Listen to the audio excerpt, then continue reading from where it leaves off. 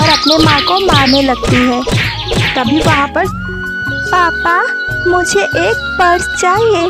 मेरी सारी सहेलियों के पास बहुत महंगे महंगे पर्स हैं। वो मुझे रोज़ाना चिढ़ाती हैं कि तेरा पापा तुझे पर्स नहीं दिला पा रहा। प्लीज़ पापा आप मुझे पर्स दिला दो। अरे मेरी रानी बिटिया, मैं आपको इतने महंगे पर्स कहाँ से दिलाऊं?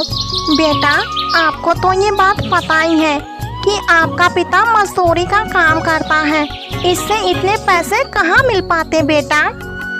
मुझे कुछ नहीं सुनना पापा, मुझे पर्स चाहिए तो चाहिए। मुझे नहीं पता कि आपके पास पैसे हैं या नहीं, बस आप मुझे पर्स ला के दोगे। अरे बेटा ये तो कैसे बात कर रही है?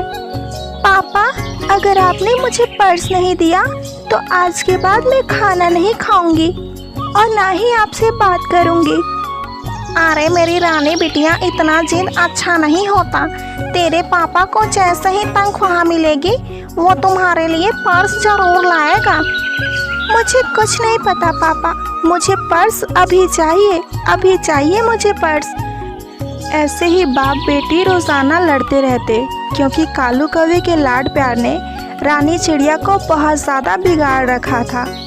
तभी वहाँ टुनटुनी चिड़िया आती है और कहती है, अरे मेरी रानी बेटा, आप इतना जिद ना करें। आपके पापा बाजार जाएंगे, जैसे ही पैसे मिलेंगे वो आपके लिए पर्स जरूर लाएंगे।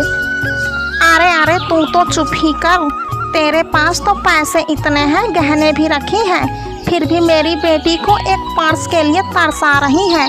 चल ये अपने गले का मंगलसूत्र निकाल कर दे, आज मैं अपने बेटी के लिए पर्स लेकर ही आऊँगा।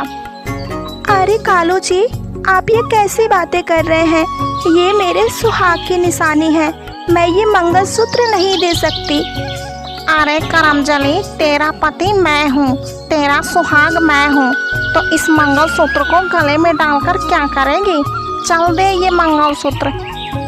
अरे नहीं कालू जी, आप ये मंगलसूत्र मत लीजिए, ये मेरी सुहाग की आखिरी निशानी है। कालू जी छोड़ दीजिए कालू जी, ये मंगलसूत्र मत लीजिए। लेकिन कालू कौवा अपने पत्नी टुनटुनी की एक नहीं सुनता और उसके गले से मंगलसूत्र लेकर बाजार बेचने के लिए चला जाता है। उसे बेचकर जो भी पैसे मिलते उससे वे अपने बेटी के लिए एक बहुत प्यारा पर्स लेकर आता है। ऐसे ही रानी चिड़िया की जिद रोजाना बढ़ती जाती है। टुनटुनी चिड़िया अपने बेटी रानी को समझाती है, अरे रानी बेटा, आपकी जिद बढ़ती जा रही है। बेटा इतना जिद करना अच्छी बात नहीं है। आपके पापा मजदूरी का काम करते हैं, उनके पास इतने पैसे कहाँ से आएंगे बेटा, जो आपके लिए महंगे महंगे सामान लेकर आए। अरे मम्मा, तुम तो चुप ही रहो तो अच्छा है। दिन भर पटर पटर बोलती रहती हो। मैं तुमसे कुछ थोड़ी मांगती हूँ, मैं तो अपने पापा से मांगती हूँ, पापा से। अरे अगर आप लोगों को मेरी ख्वाहिशें पूरी ही नहीं करनी थी तो मुझे पैदा ही क्यों किया? अरे बेटा ऐसे नहीं बोलते, मैं आपकी मम्मा हूँ। अरे मेरी कोई मम्मा नहीं है, अगर मम्मा होती तो मुझे हर एक सामान दिलाती, मुझसे ऐसे बहस नहीं करती। माँ बेटी अभी ऐसे बातें ही कर रही थी, तभी वहाँ कालू कौवा आ जाता है और कहता है, अरे रानी बेटा क्या हुआ? अरे तेरी माँ तुझसे क्या बकबक कर रही है? अरे पापा देखो ना, जब देखो तब मुझ पे बकबक करना शुरू कर देती हैं। कहती हैं कि तेरे पापा के पास इतने पैसे नहीं हैं, ये तेरे लिए सामान कहाँ से लाएंगे? अच्छा तो ये बात है, तो इस कलमुही को मेरी फिक्र हो रही है। अरे कलमुही, अगर तुझे इतनी ही फिक्र है तो जो भी गहने रखी हैं वो मुझे दे दे, मैं उसे बेचकर अपने बेटी की सारी ख्वाहिशें पूरी करूँगा। अरे कालू जी, मैं वो गहने कैसे दे दूँ? वो मेरे माँ की आखिरी निशानी है। अरे कलमुही, तेरे माँ की आखिरी निशानी सब आखिरी निशानी ही होती है। रुक, मैं तुझे अभी बताता हूँ। ऐसे कालू कौवा टुनटुनी चिड़िया को मारने लगता है। छोड़ दीजिए कालू जी, मुझे छोड़ दीजिए। मैंने ऐसा क्या कह दिया जो आप मुझ पे इतना अत्याचार कर रहे हैं? छोड़ दीजिए कालू जी। अरे पापा और मारिए इनको, और मारिए। बहुत ज़्यादा बहसबाजी कर रही थी। जब भी आप घर पे नहीं होते ये मुझसे रोज़ाना लड़ती है। अपने बेटी की ये बात सुनकर कालू कौवा और अपनी पत्नी को मारने लगता है। मारने की आवाज़ सुनकर सुनहरी चिड़िया टुनटुनी के घर आती है और कहती है, अरे कालू भैया, आप अपने पत्नी पर इतना अत्याचार क्यों कर रहे हैं? अरे टुनटुनी बहुत अच्छी है। अच्छा, तो तुझे पता है कि टुनटुनी बहुत अच्छी है? अरे जब भी मैं घर नहीं होता हूँ वो मेरी बेटी से रोज़ाना लड़ाई करती है, इसलिए आज मैं इसे बहुत मारा हूँ। आज से इसकी बकबक बंद रहेगी। अरे कालू भैया, ऐसी बात नहीं है।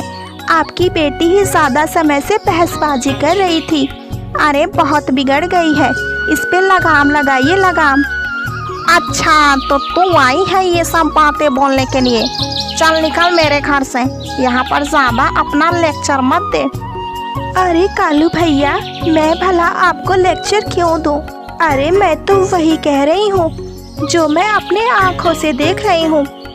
अच्छा, आँखों से मत देख, वरना तेरी आँखें ही निकाल लूँगा। चल भाग मेरे घर से। ऐसे कहकर कालू कौवा सुनहरी चिड़िया को भगा देता है। सुनहरी चिड़िया बहुत ही दयालु थी, उसे टुनटुनी का दर्द बिल्कुल देखा नहीं जा रहा था। हे भगवान, ये बाप बेटे टुनटुनी पर बहुत ज़्यादा अत्याचार कर रहे हैं। मुझे ये सब देखा नहीं जा रहा, मुझे कुछ न कुछ करना ही पड़ेगा। ऐसे ही समय बीतता रहा। एक दिन टुनटुनी चिड़िया अपनी बेटी रानी चिड़िया के लिए खाना बनाती है और कहती है, अरे रानी बेटा, ये लीजिए, मैंने आपके लिए खाना बनाया है, आप इसे खा लें। अरे वाह मम्मा, आपको मेरे से कब से इतना ज़्यादा प्यार हो गया जो आप मेरे लिए खाना बना रही हो। कहीं इसमें आपने नमक या मिर्च तो ज़्यादा नहीं डाला? ऐसे कहकर रानी चिड़िया जैसे ही खाना खाती है उसे बहुत ज़ोर से मिर्ची लगती है। अरे तूने ये क्या बना दिया? मेरा मुंह जल रहा है, लग रहा है तूने इसमें मिर्ची और जहर दोनों मिलाया है। रुक, मैं तुझे अभी बताती हूँ। ऐसे रानी चिड़िया एक डंडा उठाती है और अपने माँ को मारने लगती है। तभी वहाँ पर सुनहरी चिड़िया आ जाती है और कहती है, अरे रानी बेटा, ये आप क्या कर रहे हो? आप अपनी मम्मा पर इतना अत्याचार मत करो। आज मैं तेरी माँ को लेकर ही जाऊंगी। तुम दोनों बाप बेटी के पास मैं नहीं छोड़ सकती, तुम दोनों बहुत बुरे हो। ऐसे कहकर सुनहरी चिड़िया टुनटुनी चिड़िया को अपने घर लेकर जाती है और कहती है, अरे टुनटुनी, मेरी बात मानो, आज से तुम अपने घर नहीं जाओगी और मेरे ही घर रहोगी। हाँ काकी, आप बिल्कुल सही कह रही हैं, आज से मैं आपके घर ही रहूँगी। लेकिन काकी, मैं आपके ऊपर बोझ नहीं बनना चाहती। मैं बहुत मेहनत करूँगी और उससे जो भी पैसे मिलेंगे मैं अपना खर्च चलाऊँगी। मुझे बस आप रहने के लिए आसरा दे दो। अरे हाँ टुनटुनी, तू यहीं पर रहेगी। ऐसे टुनटुनी चिड़िया सुनहरी चिड़िया के साथ खुशी खुशी अपना जीवन बिताने लगती है।